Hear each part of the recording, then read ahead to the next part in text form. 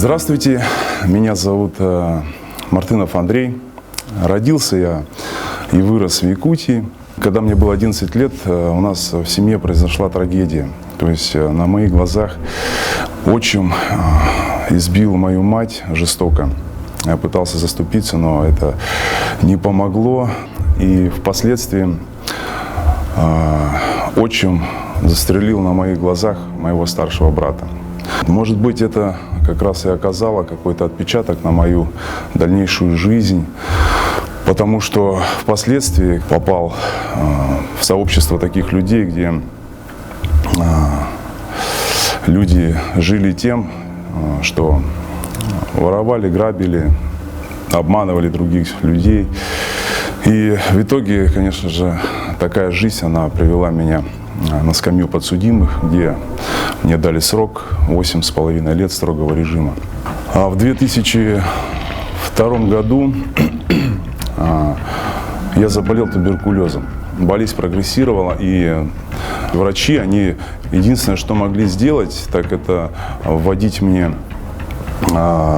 уколы, внутривенные уколы, которые могли сгущать кровь, чтобы было меньше потери крови.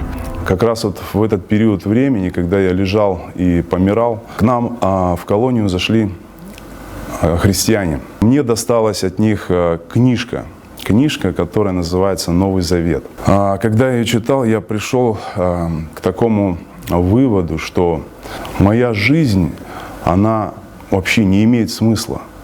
Я на тот момент понял, что мне просто нужно попросить у Бога прощения за свою греховную жизнь. И в тот момент произошло такое событие, которое я никогда не забуду. С моих плеч буквально упала, знаете, такая ноша, которую я тащил всю свою сознательную жизнь на спине. Не знаю, меня такая радость пропитала в тот момент от этого осознания. И что интересно, что дальше моя жизнь начала меняться. Я освободился от табакокурения. Вот уже 12 лет я не прикасаюсь вообще к сигаретам. Бог чудесным образом исцелил меня. То есть на сегодняшний день я практически здоров. То есть абсолютно здоров. По флюорографии у меня норма. В 2007 году я освободился, и у меня, конечно, были прошлые связи, знакомства, все это было, но я не хотел возвращаться опять к той жизни. Я уже твердо тогда решил, что я буду служить Господу. Господь подарил мне жену, прекрасную жену. На сегодняшний день у нас 5 детей. То есть 3 сына, 2 дочки.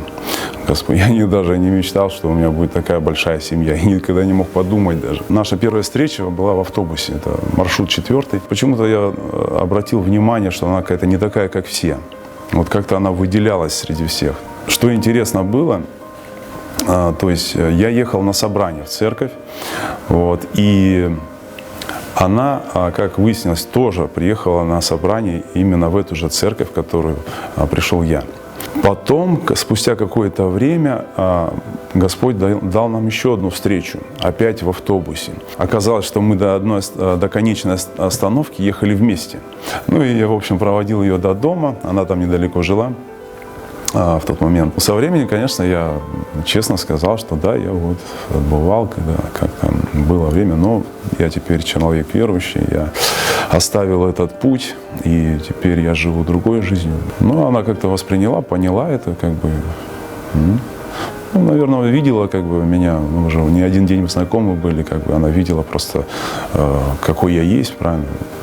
Человека же видно. Впоследствии вот еще было у нас ряд встреч, и просто мы уже поняли, что это от Господа, что я предложил потом, значит, сделал предложение, и она, конечно, подумала какое-то время, и потом согласилась.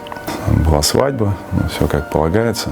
Вот. Ну, потом начали появляться дети, как в любой семье, наверное. Да? Первый ребенок, конечно, тоже я был тогда без ума, когда появился первый сын, Илюша. Это было вообще что-то. Чувства, конечно, неописуемые. Восторг такой. Я его боялся на руки взять, такой маленький. как бы что-то там не повредить ему, там, ручку, ножку, такой крохотный младенец. Я понимал, что Господь мне дал этого сына. Это чудно было.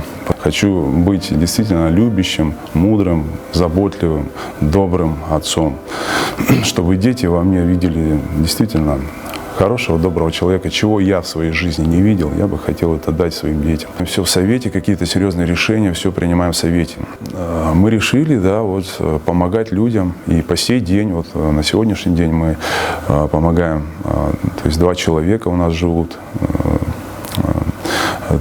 значит, одного Иван звать, второго Алексей. Конечно же, Света, она тоже не была против этого, она тоже хочет помогать людям, ее желание такое, чтобы действительно был какой-то добрый плод от нашей жизни, чтобы мы не просто эту жизнь прожили для себя, как бы в свое удовольствие, а что толку? Ну а после этой жизни что? Поддерживаем их материально, учим, как бы, просто люди бывают, оказываются в таком сложном жизненном положении, когда бывает какая-то безысходность. Больше было таких людей, которые, к сожалению, возвращались обратно к своей прежней жизни. Конечно, первое время это вызывало какое-то чувство такое, уныние, что ли, да, как же так, ты столько вложил в этих людей, да, а они вот так вот, неблагодарно поступили. Бывали даже случаи, что нас обворовывали. Привыкаешь уже к этому. На сегодняшний день я действительно счастливый человек. Почему? Потому что у меня есть будущность, и потому что у меня есть мир в сердце, у меня покой, у меня удовлетворение. И у меня есть то, чего люди так тщетно ищут в чем-то или в ком-то в этом мире.